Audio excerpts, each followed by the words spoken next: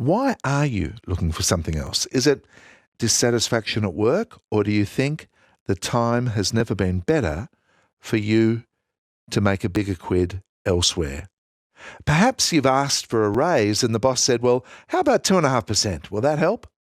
Well, the reality is in very inflationary times, 2.5% represents very little. Your pay is not keeping pace with inflation. So are you on the lookout? I'd very much like to know this afternoon. Michael Smith heads up the recruitment firm people2people. Mark, I beg your pardon. Mark, good afternoon to you. G'day, Geoff, and I've got to say, I'm a child of the 80s. I love the 80s. So well, stay with me all afternoon. Fantastic. Stay with me all afternoon. The tunes will come from there. Mark, your research suggests that Australian workers are getting increasingly restless. Just how restless? Well, it's an extraordinary market. I've been in the recruitment industry now since the early 90s and it's approaching 30 years working with job seekers and people looking to hire staff. And I've never seen a market like this. The latest research that we did was that job seekers in WA, over 50% are actively looking for work like right now or considering opportunities. And about 20% said that they're passively looking. So there's a lot of people who are starting to consider their options now. And it's certainly different from this time like last year. Okay. Now that the pandemic or the COVID hesitancy has dissipated, we're starting to see people enter into the marketplace for sure. Okay, so conceivably, 3 in 4 of us in work, half of us are taking it seriously, the other quarter is just curious about it. But 3 in 4 of us are of the view that the grass might actually be greener somewhere else.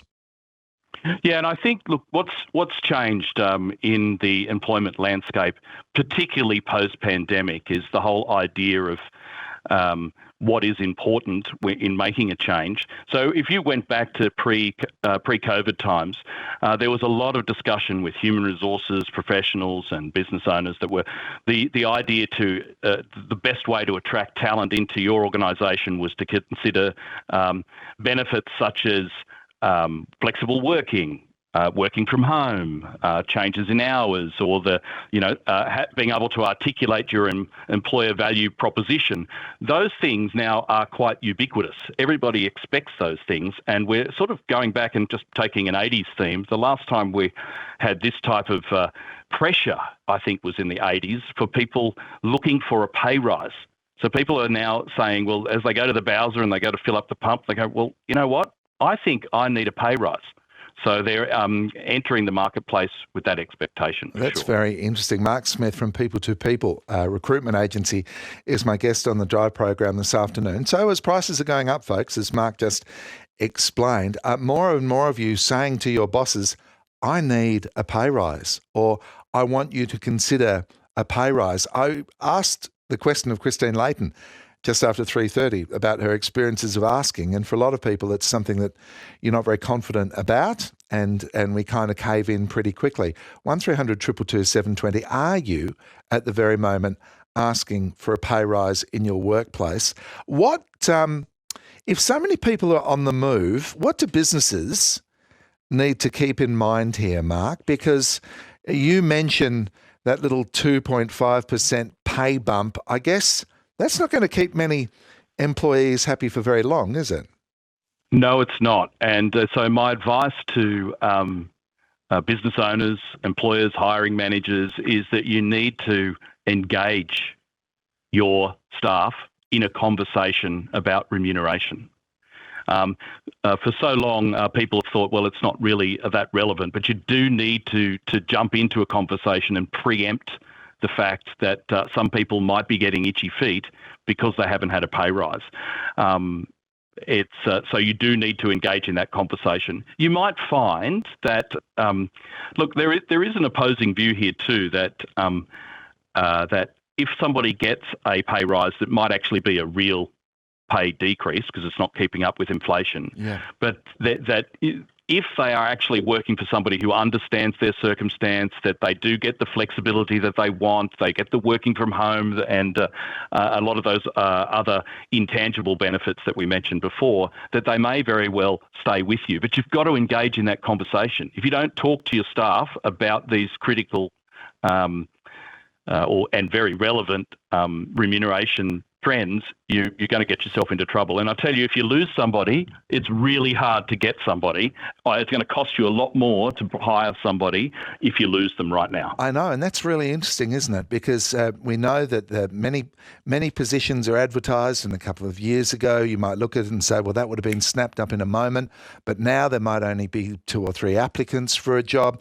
The other thing that I noticed you've said too, that if I'm dissatisfied or if I'm looking around for something else, I may not go to the boss and ask for a pay rise. I might just say goodbye. And from a boss's point of view, that's probably the worst scenario, isn't it?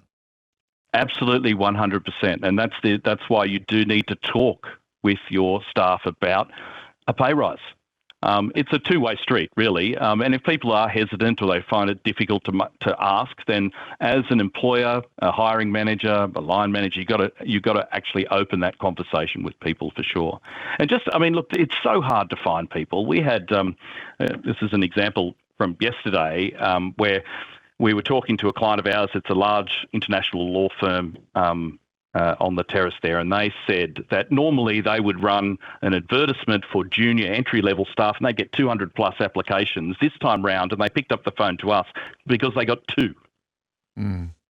2. It's very, very difficult to find people, so engage in the conversation so that you can retain your existing staff, because when you go out there you might have to pay a premium if you on top of what you thought that pay rise you could have given, you'll have to pay more to get to pull somebody out of somewhere else. On ABC Radio Perth, Mark Smith is my guest, people2people recruitment firm. We're talking about it being a good time, or a time when more and more Australians are seeking to change jobs or look to see if there is better opportunity elsewhere. Let me know what's happening to you, 1300 222 720. I have very white hair, Mark, and so do some members of this audience. And I remember hair, Geoff. I remember hair. I used to have it. Some members of this audience are also saying, I'm of a certain age and I would love to be back in that workforce. But of course, ageism in the workplace continues to exist. Might we get to a point where those who have looked at people over the age of 50 as, no, you're too old for this kind of work, might be suddenly reassessing, hopefully reassessing the value of those people who want to do those jobs? Absolutely. And look, there is still a demand for temporary and contract labour as well. So let's say you're somebody who is retired and thinking, you know what, I could go back into the workforce for a little while. It doesn't mean committing to a permanent or long-term job. You might be able to enter into the workforce and consider a short-term contract. Because we had a call yesterday morning. COVID's still there. It's still out there. Where one of our clients had 4 people off with COVID that morning. So they were desperate to have people on board. So if you're somebody who's more mature and retired and think, you know what, I'm a bit bored, then you should pick up the phone. The market is that good at the moment. It's extraordinary, Geoff. I've never seen it like it. Last observation. There's Mark, plenty of work. Yeah, last observation, Mark. How many businesses ordinarily see a wage increase as sort of a flat cost? How many need to see it in some cases as an investment? The investment that guarantees good people stay. We don't have to replace that person with someone else because that's going to be hard too. Yeah, and I had this conversation with a client just last week. It was in New Zealand. We've got offices over there, and it's a very similar situation. And I was saying to him that you may have to consider a lower return, so to take a hit to the bottom line by in the short term, so that you get retention of staff, so that in the longer term that you'll get a much better return in the long run. Because if you lose people right now, it's very difficult. And I think that's why it's going to be quite a tight labour market, I think, for at least another 6 to 12 months, at least. Although there's this talk of recession and and there's very negative words that are hitting the media right now. I think that there will be a long memory of how hard it is to get quality talent right now, and so we won't see. And I touch wood that this doesn't happen, that if it does get a little bit quieter or the market does quieten down, we won't see the large shedding of staff that we had, say, when the pandemic hit us a couple of years ago. Mark, really good to talk to you. Thank you very much. Mark Smith from People to People Recruitment, 1300 222 720.